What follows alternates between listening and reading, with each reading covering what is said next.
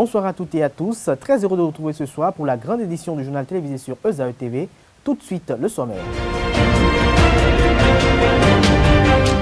L'opérateur de téléphonie mobile GSM MTN Bénin a présenté vendredi dernier à son siège ses nouvelles offres aux professionnels des médias. Il en résulte de ces présentations que désormais, quel que soit le pouvoir d'achat, les abonnés de MTN Bénin peuvent avoir de l'Internet illimité avec MTN Pro, accéder plus rapidement à leurs avoirs sur Mobile Money grâce à Momo Express. Aussi, les services MTN Maxi et GoPack ont été améliorés et offrent plus d'avantages aux abonnés. Les chrétiens du monde entier ont célébré hier la fête des rameaux et de la Passion. Ainsi, les fidèles catholiques du Bénin ne sont pas restés en marge de cette célébration qui annonce la Semaine Sainte. Pour un chrétien catholique, que représente la fête des rameaux et comment se prépare-t-il pour revivre une fois encore la Passion du Christ? Élément de réponse dans cette édition. L'auditorium de l'École supérieure d'administration d'économie, de journalisme et des métiers de l'audiovisuel ESAE a servi de cadre samedi dernier à la 3e journée de la 3e édition du concours de culture générale et d'art oratoire 1000 mots Vox. Pour l'entrée en lice, des collèges de Cotonou et d'Abomey-Calavi ont compéti. Le compte rendu des divers matchs dans cette édition. À nouveau, bonsoir. L'opérateur GSM MTN Bénin a présenté ses nouvelles offres aux professionnels des médias dans l'après-midi du vendredi 23 mars dernier à son siège à Cotonou lors d'une séance d'échange. Désormais, quel que soit leur budget ou pouvoir d'achat, les abonnés de MTN Bénin peuvent avoir de l'Internet illimité avec MTN Pro, accéder plus rapidement à leurs avoirs sur Mobile Money grâce à Momo Express. Outre cela, les services MTN Maxi et GoPack ont été améliorés et offrent plus d'avantages aux abonnés. Selon les responsables de ce réseau GSM, ces nouvelles offres visent à remédier à la perception qu'ont les abonnés de l'équilibre entre les services offerts et les prix correspondants. Suivez ce reportage pour plus d'édification. MTN Maxi, GoPack, Internet MTN Pro, MTN Business, MTN Momo Express, Momo Alert sont entre autres les nouvelles offres que le réseau de téléphonie mobile MTN présente à sa clientèle après leurs multiples plaintes. Sur leur fonctionnement, des réductions et réformes ont été opérées. Ces offres ont été présentées aux professionnels des médias le vendredi 23 mars 2018 dernier à travers un creusé d'échange. Face à la presse, les agents de MTN Bénin ont exposé les avantages de chaque offre. Il a bien été pris comme initiative de prendre 2 mois pour célébrer réellement Internet avec des initiatives fortes pour pouvoir pousser réellement ce nouveau service qui est en train quand même véritablement de changer la vie de nos abonnés. Alors, ce que nous avons fait déjà dans un premier temps, c'est de revoir un peu tous les forfaits. Enfin, les forfaits les plus populaires que nous utilisons généralement, que les abonnés activent. Nous n'avons pas changé de prix, nous avons plutôt augmenté les volumes. Ceci justement parce que la plupart des abonnés estimaient que les volumes qu'on donnait dans les forfaits n'étaient pas suffisants. On a pris cela en compte, on a changé et désormais vous avez la possibilité, les forfaits de 100 francs qui avaient 10 mots, passent de 10 mots pratiquement à 50 mots. Et nous avons introduit un nouveau forfait qui est le forfait de 150 qui n'existait pas auparavant, que nous avons introduit, qui vous fait aujourd'hui 200 mots pour une durée de 24 heures. Parlant de MTN Maxi, il offre une liberté d'utilisation aux clients et est ouvert à tout type de trafic. La particularité est qu'il donne à l'abonné la possibilité du cumul du montant restant du forfait activé la veille. Quant à l'offre GoPack, il offre la simplicité et confort dans la communication. Généralement, les gens se posent la question de savoir c'est quoi un forfait Maxi. Alors, nous appelons généralement Maxi le forfait qui multiplie tout. C'est-à-dire que lorsque vous achetez un forfait à un prix spécifique, nous doublons simplement ce forfait-là. Nous ne le doublons pas uniquement parce que sur certains forfaits, vous avez des bonus allant jusqu'à 500% de bonus. Par exemple, lorsque vous prenez le nouveau forfait, je prends par exemple le forfait de 150 francs, vous avez 150 francs, vous rechargez pour 150 francs et vous avez 850 francs de bonus que vous pourrez utiliser, bien sûr, pour pouvoir appeler tout réseau, envoyer des SMS et naviguer avec. Sur le marché béninois, dans l'écosystème de l'Internet, ce produit, il a été conçu comment et pourquoi? Il a été conçu pour répondre, comme je disais, à un besoin de connectivité, pour satisfaire les entreprises. Mais avant de le faire, il y a eu une étude préalable qui a été faite, où un échantillon a été suivi et environ 80% des entreprises, lorsqu'il n'y a pas d'abus et que l'Internet est utilisé à des fins purement professionnelles pour faire avancer une entreprise, environ 50 gigas, 80% des entreprises n'atteignent même pas 50 gigas le mois. Ils tournent autour d'environ 37%, 37 gigas très exactement. Et cette offre, telle que je la présentais tout à l'heure, le premier palier de forfait, qui est de 25 à 75 gigas, pour quelqu'un qui n'a même pas besoin de 50, nous lui offrons du 75 pour régler son problème, et à 25 000. Donc en fait, il y a la qualité de service qui est offert, qui est ralliée à un coût très abordable, à un coût vraiment très petit, pour un minimum d'investissement. Internet MTN Pro est également un service dont les offres sont dédiées aux entreprises. Notons que dans la rubrique MTN Mobile Money, le produit MTN Momo Express est un nouveau produit initié en partenariat avec Diamond Bank. Il porte l'ambition d'offrir aux abonnés plus de facilité au quotidien. L'agroécologie face au système de production agricole dans le monde et en Afrique est le thème du cours régional Afrique francophone organisé par l'association Djinoukou ce 26 mars au Champ d'Oiseaux de Cotonou. Pendant 10 jours, les participants venus de 10 pays d'Afrique occidentale, du Rwanda, la Colombie et de l'Espagne se pencheront sur les méfaits de l'usage des pesticides. Les communications seront axées sur la promotion et les partages d'expériences autour de l'agriculture bio qui respecte la nature. Nous avons eu à parcourir un rapport de cette ONG qui rapporte que 170 pesticides, 450 tonnes de déchets, 200 tonnes prises en compte par le Fonds pour l'environnement mondial dans un deuxième financement plus de 6 milliards de francs CFA. Le reste sous les bras du Bénin en attendant d'autres rapports des bailleurs de fonds. Accumulation au fil des années, le Bénin n'a pas souvent les moyens. Ce témoignage donné par le docteur Agnon a servi de pont entre le message de bienvenue du président de Djinoukou et le résumé du programme par le professeur Karim Draman. Nous n'avons pas encore d'études consolidées chez nous, au Bénin ou dans plusieurs pays d'Afrique, prouvant le lien entre l'utilisation des pesticides et des maladies ou des recrudescences de maladies avérées. Mais nous pouvons prendre l'exemple de la France, qui est le premier pays utilisateur de pesticides en Europe, avec environ 66 000 tonnes de pesticides utilisés chaque année. À Djinoukou, nous n'allons pas attendre l'étude avant d'agir, car nous sommes déjà convaincus que notre agriculture est possible. Nous sommes tellement convaincus de cette agriculture saine que nous avons décidé de créer un espace de réflexion et d'action pour les pays francophones d'Afrique. Après cette séance d'ouverture, il est prévu un cours inaugural sur le thème « Une vision pour sauver l'agriculture, principes, valeurs, objectifs, bases scientifiques et stratégies de l'agroécologie ». Les cours proprement dits sont découpés en 7 modules, ponctués de travaux pratiques et de visites sur le terrain.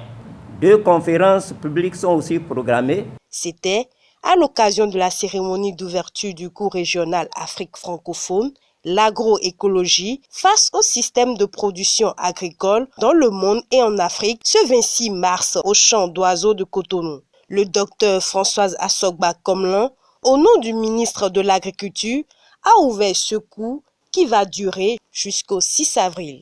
En considérant les grands défis auxquels l'agroécologie peut répondre en termes de sécurité alimentaire et en termes de transition des modes de production et de consommation face à la crise écologique actuelle qui risque de s'exacerber, le ministère de l'Agriculture, de l'Élevage et de la Pêche ne peut que soutenir cette initiative qui rentre bien dans l'option du gouvernement, celle de promouvoir une agriculture résiliente face au changement climatique.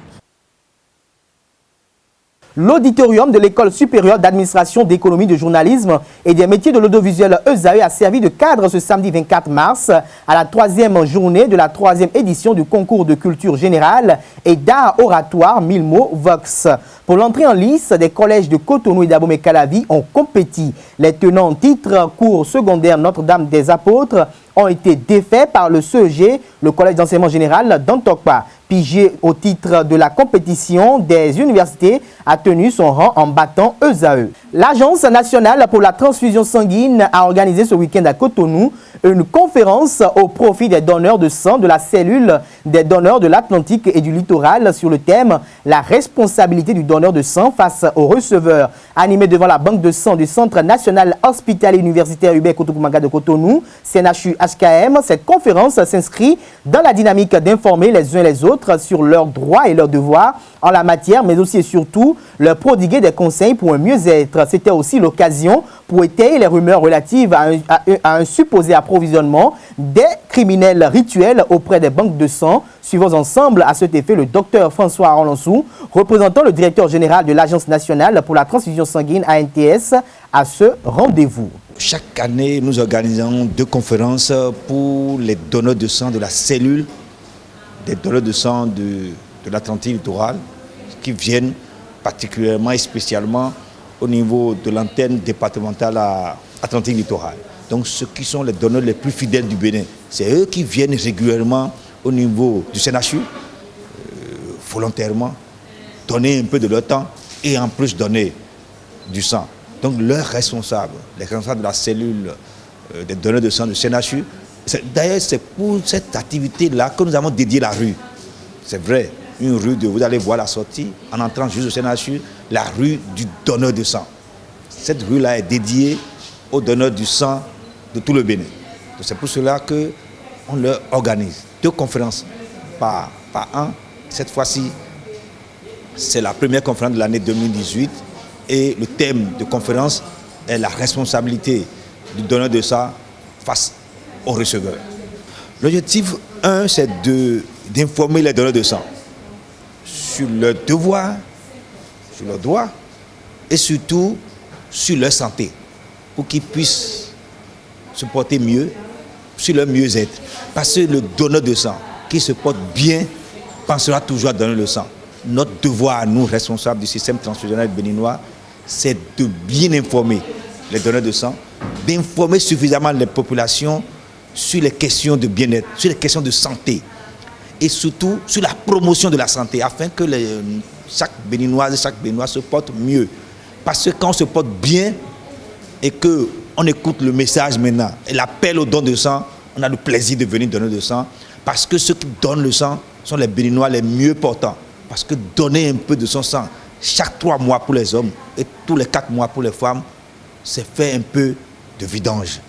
Comme un moteur qui a besoin de faire vidange régulièrement, c'est cette mission-là que nous avons chaque fois de rappeler à nos chers compatriotes que donner son sang, c'est mieux se porter. Depuis 2012, 2013, 2014, nous menons une lutte acharnée. Et je vous dis et je vous répète que le sang de la transfusion sanguine ne va jamais, et n'a jamais été sur quoi que ce soit. Ce qui est important que je dois rappeler, nous conservons le sang sur un liquide qui est du sel, qui est une soluté de sel. Cette soluté de sel nous permet de conserver le sang pendant 30 jours dans nos frigos entre 4 et 8 degrés. Je vous dis, le sang d'une poche où il y a un additif qui permet de conserver le sang ne peut jamais aller sur quoi que ce soit. Religion, les chrétiens du monde entier ont célébré hier la fête des Rameaux et de la Passion. Ainsi, les fidèles catholiques du Bénin ne sont pas restés en marge de cette célébration qui annonce la semaine sainte. Pour un chrétien catholique, que représente la fête des Rameaux et comment se prépare-t-il pour revivre une fois encore la Passion du Christ? Écoutons quelques fidèles rencontrés à l'église Saint-Michel de Cotonou pour plus d'explications. La fête des Rameaux pour nous, d'abord, en premier lieu, ça représente pour nous l'entrée triomphale de Jésus à Jérusalem. D'accord, c'est aujourd'hui que Jésus est entré à Jérusalem. Secondo, c'est aussi le début de sa passion. Ça représente aussi le début de sa passion. Donc, ça nous permet aussi de nous préparer à vivre la semaine sainte, pour mieux nous préparer pour sa résurrection, c'est-à-dire la fête de Pâques.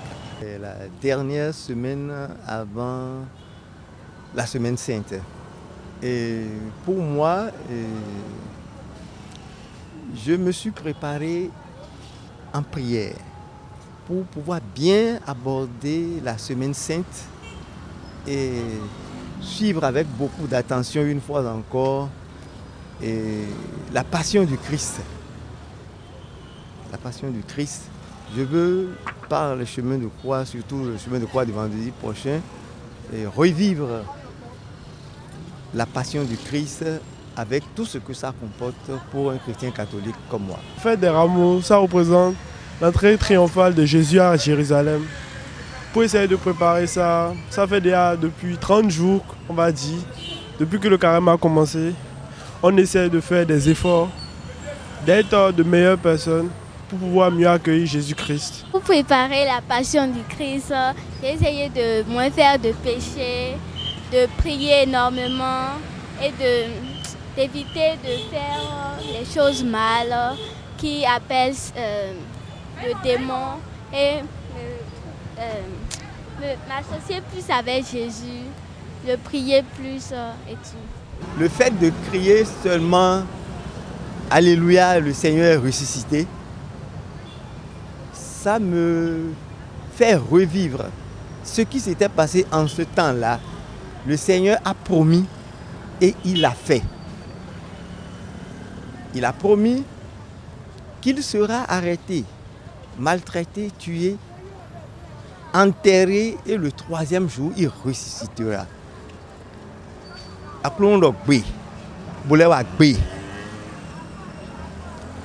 Pour moi, nous devons continuer à prendre cet exemple-là et toujours avoir en idée qu'avec le Seigneur, il n'y a pas de crainte. Quand il promet, il le fait. Et c'est ça qui doit être aussi notre objectif. Quand nous allons promettre, nous devons pouvoir faire. Nous voulons suivre le Christ, nous suivons le Christ jusqu'au bout. Bon, d'abord, j'essaie de faire moins de péché. J'essaie de me priver des choses que j'aime. Donc, ça passe aussi par beaucoup de prières. Donc, mais ça ne doit pas être seulement pendant le temps de carême. On doit aussi prier tout au long de l'année pour montrer à Dieu qu'on est toujours avec lui, qu'on ne l'a pas oublié. Nous sommes tous des pécheurs. Donc nous, pour préparer la semaine sainte, nous invitons le Seigneur de beaucoup nous aider à nous éloigner un peu plus de nos vices, c'est-à-dire d'abandonner nos mauvais comportements. Parce qu'il a été constaté qu'en cette semaine de Sainte, le démon est surtout à l'œuvre. Donc nous prions beaucoup le Seigneur, nous l'exhortons, afin qu'il puisse nous aider à lui emboîter les pas pour vivre en paix et pour bénéficier des grâces qui en découlent de cette fête de Pâques. Maître Gracia Diagba Moussou a reçu dans la soirée du vendredi 23 mars 2018 le premier prix du concours international d'art oratoire organisé mardi 20 mars dernier à Niamey, dans la capitale nigérienne, par le barreau du Niger, dans le cadre des manifestations commémoratives de ses 30 ans d'existence. La Béninoise a planché sur le thème « Est-il nécessaire d'édicter une charte des droits des femmes ?» Pour plus de détails, suivez cet élément. Maître Gracia Diagba Moussou a honoré le Bénin et précisément le barreau béninois en gagnant le premier lot d'un concours international de plaidoirie du barreau du Niger. C'était à l'occasion du 30e anniversaire du dit barreau, organisé en prélude à ses activités. Une compétition hautement juridique et intellectuelle au cours de laquelle elle a concurrencé avec 4 autres de ses confrères de 3 barreaux de la sous-région, précisément du Mali, du Burkina et certainement du Niger. Ce prix est constitué d'offres de stages professionnels et de perfectionnement en Occident. Est-il nécessaire d'édicter une charte des droits des femmes? C'est sur ce sujet que la candidate du barreau du Bénin, Maître Gracia Adiagba Amoussou, a planché. Elle a adopté la thèse négative et a émerveillé toute l'assistance, surtout les membres du jury. De sa position, il ressort que pendant longtemps, particulièrement dans la plus haute antiquité, la femme n'était pas considérée comme un être humain tel que l'homme. Elle s'était privée de droits civiques, réduite au silence dans les assemblées, limitées à la procréation, aux tâches ménagères et à la soumission à l'homme. À cette époque, une charte des droits des femmes aurait été salvatrice pour la femme et lui permettrait de sortir de cette sphère privée dans laquelle elle fut contrainte à vivre. Mais aujourd'hui, la femme moderne n'a plus besoin d'une énième charte redondante car elle n'apportera rien à l'amélioration de sa condition. En effet, à travers les luttes des femmes dans le temps, les instruments juridiques internationaux et les tests fondamentaux de nos différents États proclament unanimement l'égalité entre hommes et femmes. Une nouvelle charte ne ferait que répéter les droits déjà consacrés. Elle est donc inutile et inopportune à notre ère. Maître Gracia Adiagba Amoussou a exhorté les femmes à ne pas se réfugier derrière une charte, mais à se battre pour l'effectivité de leurs droits par le travail et la compétence. Notons que le deuxième prix a été remporté par Maître Salim Mohamed Maïga, avocat stagiaire au barreau nigérien. Sport à présent dans cette édition, l'équipe nationale des moins de 20 ans de football du Bénin se qualifie pour le deuxième tour des éliminatoires du championnat d'Afrique des Nations Juniors Niger 2019 sans jouer. Le Libéria, adversaire des jeunes écureuils au premier tour, s'est désisté, a annoncé la Fédération béninoise de football FBF sur sa page Facebook.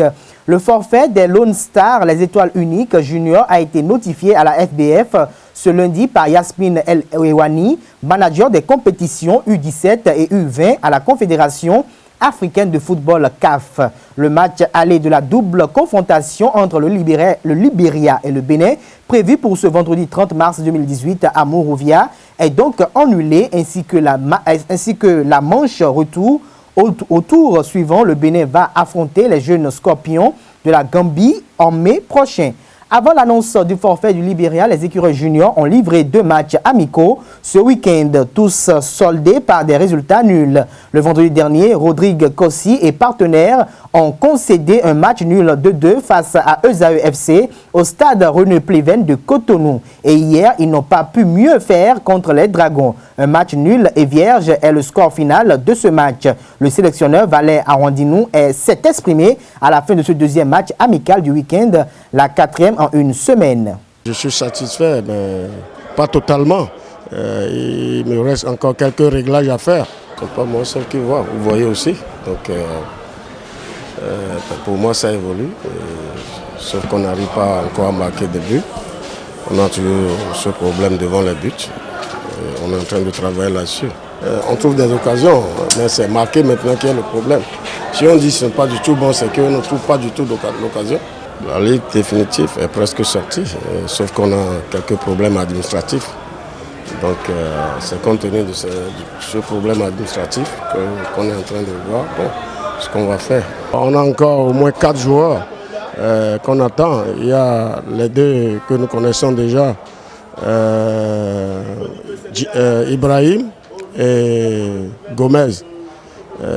On les attend, c'est des joueurs que nous connaissons dans le championnat. On les a vus dans le championnat jouer. Maintenant, il y a 2 autres, un milieu du terrain et un attaquant qui vient de l'Israël, qui joue en division 2 en Israël, et qui doit arriver ce soir. Et l'autre de la Turquie, qui joue au milieu du terrain, il doit venir aussi d'ici demain. Et là, on va voir comment on peut faire l'agencement avec les 2 là.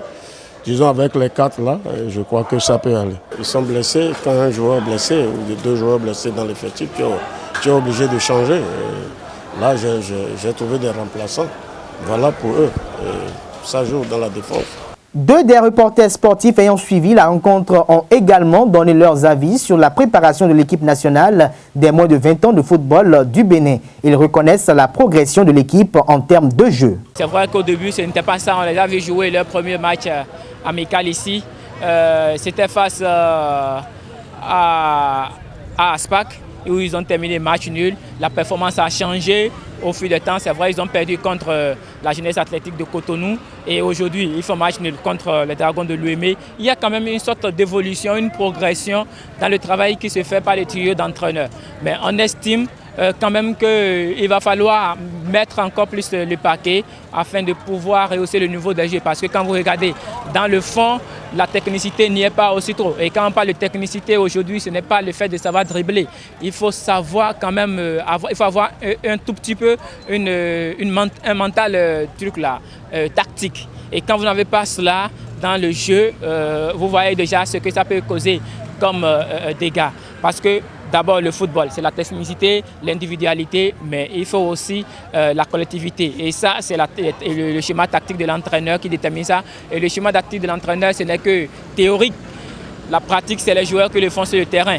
Vu les délais impartis au coach, vu ce qui lui a été demandé de produire de manière accélérée, je peux dire seulement qu'il sera difficile de marquer un but face à l'équipe béninoise, comme il sera difficile à l'équipe béninoise de marquer aussi un but. Défensivement, le regroupement se fait, mais au plan offensif, il y a encore du boulot. Et en 3 jours, je ne sais pas comment il va se débrouiller le coach. Mais je crois que l'essentiel, c'est de ramener au moins le nul du Libéria. Et au match retour, on verra bien. Parce qu'entre le match aller et le match retour, l'équipe va encore progresser, ce qui est sûr. Ceux qui ont vu les matchs précédents ont tous dit que l'équipe est meilleure aujourd'hui que les dernières fois. Ça veut dire que l'équipe est en phase ascendante. Vous savez, on est au Bénin. Au Bénin, nous avons l'art de cultiver, de reproduire les erreurs. OK? Et il faut dire que nous sommes dans un système où c'est le ministère, le gouvernement qui prend en charge les salaires des staffs techniques de nos différentes sélections.